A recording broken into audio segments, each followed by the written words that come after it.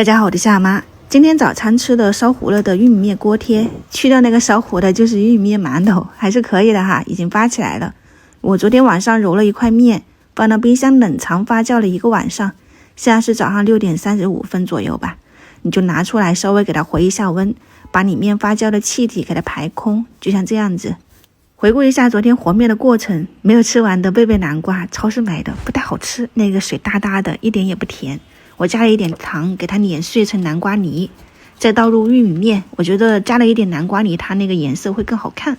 用开水烫一下，没有那个比例给到大家哈，因为我都是随手做的，就给它烫成这种玉米糊。没那么烫的时候，加入了5克的酵母，面粉就是中筋面粉，少量多次的放进去的，搅拌成面絮状，下手揉的时候不粘手，揉成这种偏软一点的面团，就放到冰箱去冷藏发酵了。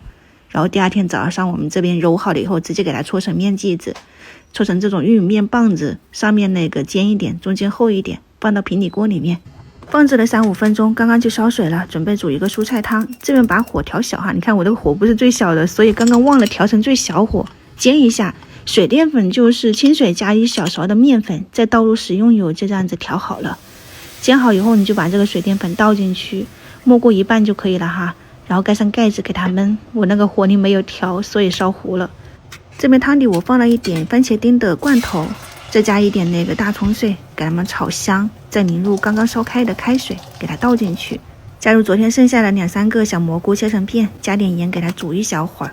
然后这边还剩下一点点那个水淀粉，我在里面打入了2个鸡蛋，搅成蛋液，把蔬菜放进去烫一下，再淋入蛋液。